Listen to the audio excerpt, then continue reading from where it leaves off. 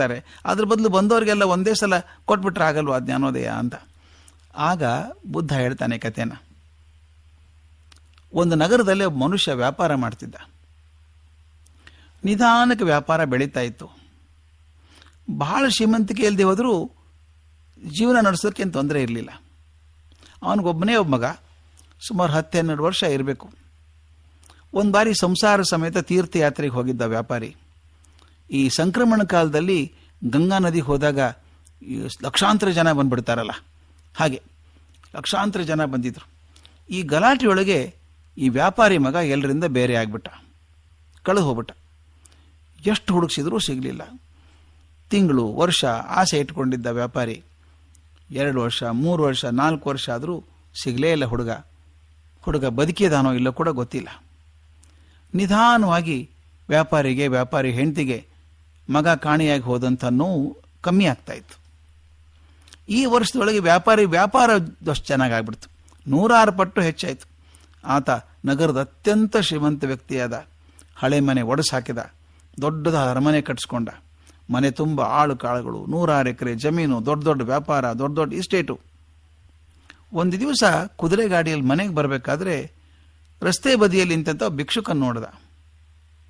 ತರುಣ ಅವನು. ಏನೋ ವಿಶೇಷ ಅನ್ನಿಸ್ತು ವ್ಯಾಪಾರಿಗೆ. ಆ ಮನಸ್ಸನ್ನು ಮತ್ತೆ ಗಾಡಿ ನಿಲ್ಲಿಸಿ ನೋಡ್ದ, ಭಿಕ್ಷುಕನ ಕಡೆ ನೋಡ್ತಾ ಇದ್ದ. ಮತ್ತೊಂದು ಸಲ ಇಳಿದ, ವಾಹನ ಇಳಿದ, ಕೆಳಗಿಳಿದು ಬಂದು ನೋಡ್ದ. ಸ್ವಲ್ಪ ದೂರಿಂದ ನೋಡಿದಾಗ ಅವನು ಹರಿದ ಬಟ್ಟೆ, ಚೆದರಿದ ಕೂದಲು, ದುಃಖದಲ್ಲಿದ್ದಂಥ ಮುಖ, ಆ ಮುಖದಲ್ಲಿ ದೈನ್ಯ. ಇದರ ಜೊತೆಗೆ ಅವನ ಎಡಗಣ್ಣಿನ ಕೆಳಗೆ ಒಂದು ಸಣ್ಣ ಕರಿ ಮಚ್ಚೆ ಇತ್ತು. ಅದೇನೋ ಹೇಳ್ತಾ ಅವನಿಗೆ. 1-2 ನಿಮಿಷ ದಿಟ್ಟಿಸಿ ನೋಡಿದಾಗ ವ್ಯಾಪಾರಿ ಖಾತ್ರಿ ಆಯಿತು, ಈತ ತನ್ನ ಕಳೆದು ಹೋದ ಮಗನೇ ಅಂತ. ಸಂತೋಷ ಮೀರಿಬಿಡ್ತು. ಆದರೂ ಸಾವರಿಸ್ಕೊಂಡ ವ್ಯಾಪಾರಿ ತಾನೇ, ಅವನು ಗೊತ್ತು ಹೇಗೆ ನಡೆಸಬೇಕು ಅಂತ. ತಾನೇ ಹೋಗಿ ಅಪ್ಕೊಂಡ್ಬಿಟ್ಟು ಮನೆಗೆ ಕರ್ಕೊಂಬರ್ಬೇಕು ಅಂದ್ಕೊಂಡ. ಆದ್ರೆ ಹುಡುಗನಿಗೆ ಎಲ್ಲಿ ನೆನಪಿರುತ್ತೆ, ಸಣ್ಣ ಹುಡುಗಿದ್ದಾಗ ಮಾಯ ಆದದ್ದಲ್ವ ಅವನು. ತಕ್ಷಣ ವ್ಯಾಪಾರಿ ತನ್ನ ಸೇವಕರಿಗೆ ಆಜ್ಞೆ ಮಾಡಿದ, ಆ ಯುವಕನ್ನ ನನ್ನ ಅರಮನೆ ಒಂದು ಕೊಠಡಿ ಕರ್ಕೊಂಬಂದು ಸ್ನಾನ ಮಾಡಿಸಿ ಹೊಸ ಬಟ್ಟೆ ತೊಳಸಿ ಸಿದ್ಧ ಮಾಡಬೇಕು ಅಂತ ಆಜ್ಞೆ ಕೊಟ್ಟ. ಅವ್ರು ಹಿಡ್ಕೊಂಡು ಬಂದರು ಪಾಪ ಅವನು ಯಾವ ನೆನಪೂ ಇಲ್ಲ. ಅರಮನೆ ಕರ್ಕೊಂಬಂದು ಸ್ನಾನ ಮಾಡಿಸಿ ಹೊಸ ಬಟ್ಟೆ ಹಾಕಿದಾಗ ಗಾಬರಿ ಆಗಿಬಿಟ್ಟ ಹುಡುಗ.